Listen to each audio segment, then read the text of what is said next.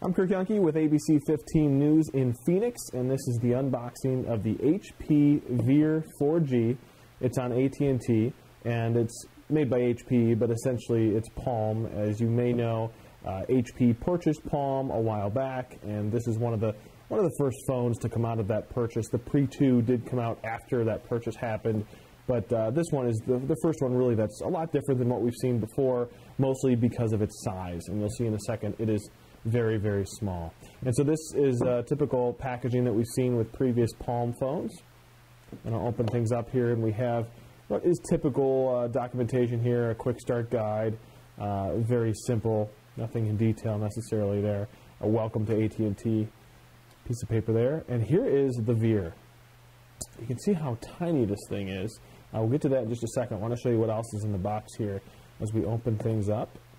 And we will move underneath here. What do we got? And the Veer is interesting because it doesn't have some typical ports. Because of how small it is, they've had to substitute a different port for a lot of the typical ports. So what we end up with is a standard plug here. And you know what it really is interesting is the fact that it actually says Palm on the plug, despite the fact that HP is the one that's selling the phone, HP is the one that's branding the back of the phone, even though this came out of the purchase of Palm. They're not really using the Palm name, but surprisingly, it still says Palm on the back of the charger there. So that is interesting. Also, we've got a couple of cables here, and this is kind of the very unique part of this all. It's a magnetic cable. And so this is your USB cable, and this would obviously plug into your computer or plugs into this adapter so you can charge it in the wall. And this is the cable that plugs into the phone. It's a magnetic USB connection. And it's interesting, again, because to save space on this tiny little phone, they don't have a headphone jack, they don't have a USB plug, they just have this. And it easily, which is interesting how easily it just connects right to it. Obviously a magnet inside there, very similar to what people have started to see on the Apple computers, the MagSafe connector, I think is what they call it. And so that's interesting. And on top of that, it's got this little tiny device here, which we will open up. And this is the headphone adapter. Wow, they really wrapped this thing up here. This is the adapter using that same plug that you use for headphones. Okay, we've got the wrapping off this thing, and same idea. It connects via the magnet here. Apparently it only goes one way. Yes, it goes like this.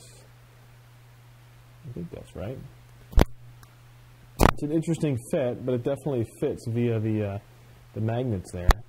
And once you connect that, then you can plug your headphones into there. Am I doing that right? No, it goes pointing down. So it actually will connect in both directions. Whether or not it works is another question.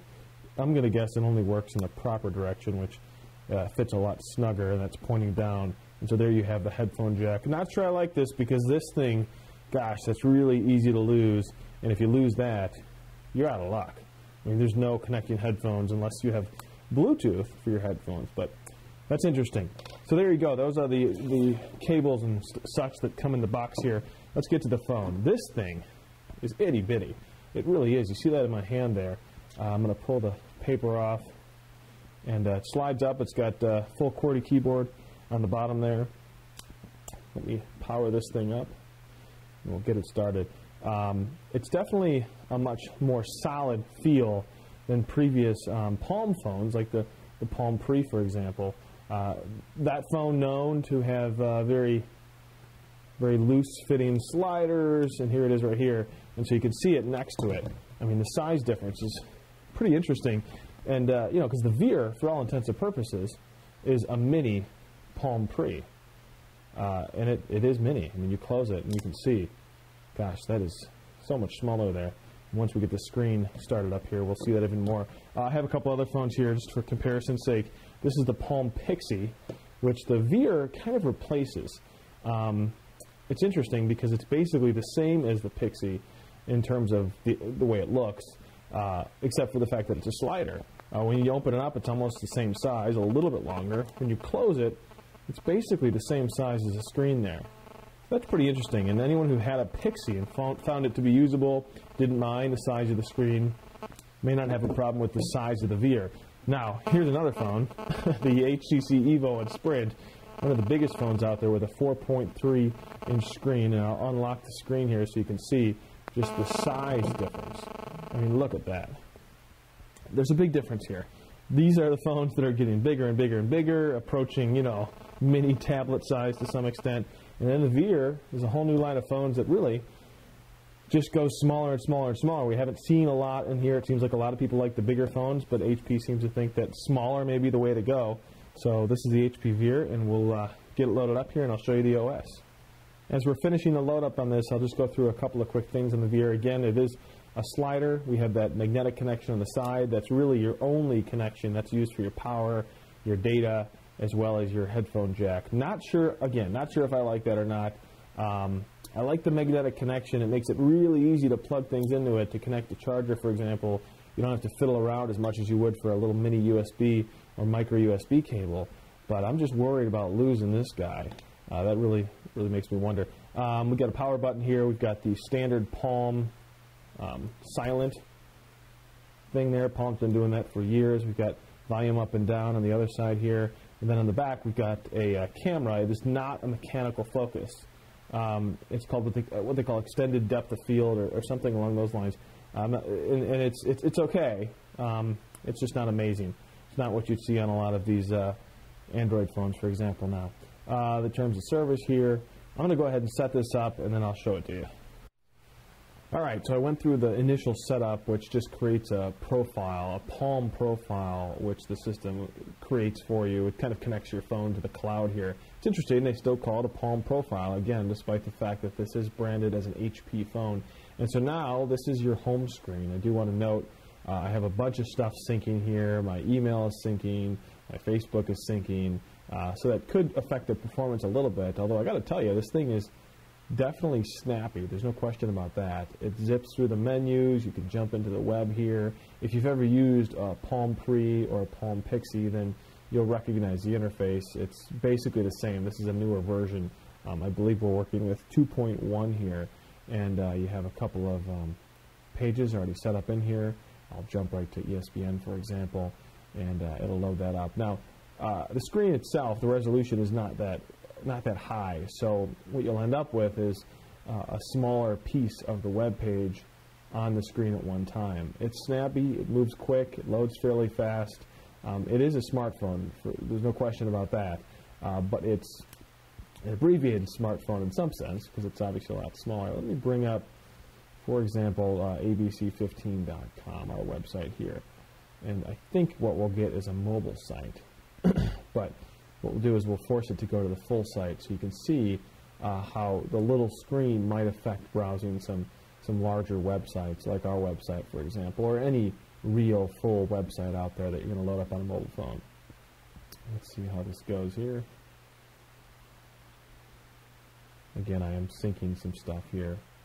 You can tell by the notifications on the bottom. And this is where you get your emails and text messages. They all come up on the bottom of the screen, again, if you haven't used WebOS.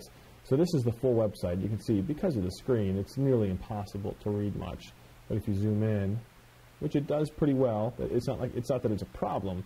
It's just that you are going to have to zoom in to read a lot of these pages, whereas some of these larger phones that are coming out now, like the Evo, I mean, the screen is so massive that even bringing up the page on this screen, you can read some of the text before you zoom in.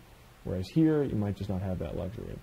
So the basics here, again, if you've used this before, this all looks familiar, but let me just show you how this works. So I'll jump into my email here, and pretty typical email. Now, the nice thing about WebOS is that you're using what they call a card system. So you can swipe up, and you see that's a card, and I can go to my menu, pick web, and then bring up a web browser.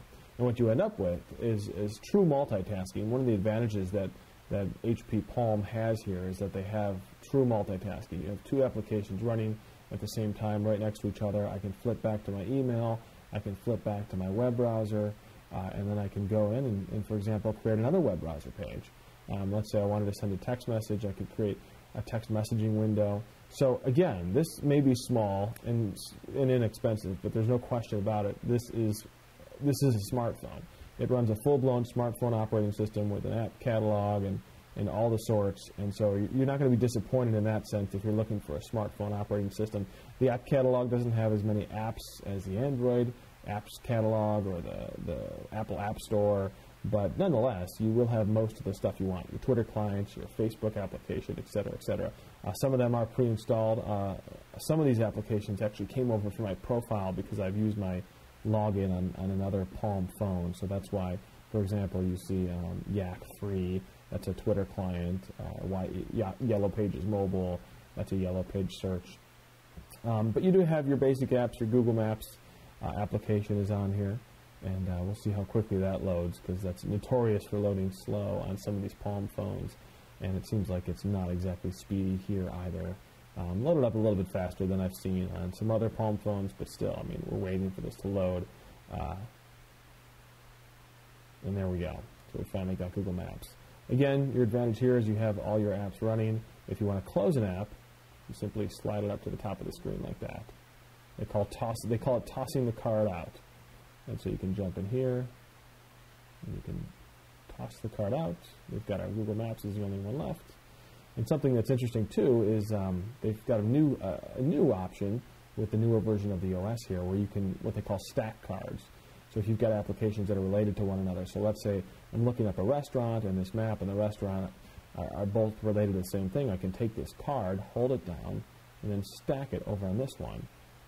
So in that sense, I can create another web page about something totally different, and I can sort of, they call it stacking. I would probably consider it more grouping my apps, and I can go to that, and I can jump back and forth. If I wanted to detach this from this stack, I can move it over here and make it its own card. Very interesting. Again, something you don't see on phones like the iPhone or the Android phone. They all support some sort of multitasking, but there's no question this is a lot different. One of the nice things here is that they have, WebOS has something they call Just Type, and you can see at the top of the screen it says Just Type there. So if I start typing in ABC15, for example, it'll automatically bring up ABC15 Newsroom. I can tap that contact, and it'll jump right to the phone number there. I can hit the text button to text, and you can do that anytime from the home page just simply by beginning to type. You can also type in application names, so if I wanted to go to YP Mobile, I can type YP, and it brings up YP Mobile. I can tap it and jump into it. If I wanted to Google search for KNXV, I'll type in KNXV, and it'll bring up some of my contacts who have that set as a business, but it also brings up Google, and it brings up Wikipedia and Twitter. So I could tap Wikipedia, it'll jump into Wikipedia and automatically go into a search for KNXV. Not sure why it's orienting that way. Here we go. So it'll jump into a search for KNXV. Very easy to quickly search for stuff. Definitely a nice way to jump into stuff. I'm a really big fan of the WebOS operating system. As for the Veer, so I haven't had a ton of time to play with it again, just sort of unboxing it here, but it is small, and it looks small. It's smaller than it looks. There's no question that a lot of people out there are probably frustrated with how big the phones have gotten these days, and they would love a phone that has all the smartphone capabilities without having the bulk of a phone like the HTC Evo, a giant phone. So they will like the Veer. It is a smartphone. It's got a pretty decent processor. Again, it moves very fast. No, not an issue there. You're going to be able to access all your websites. You'll have a fair selection of applications. Your Facebook application is pretty decent on here. You've got a keyboard that is a small keyboard, but for my minor tests here, it's fairly easy to type. And I think anyone with normal-sized fingers is going to get used to this fairly quickly. The keys are raised enough that it makes it pretty easy to punch the ones you want.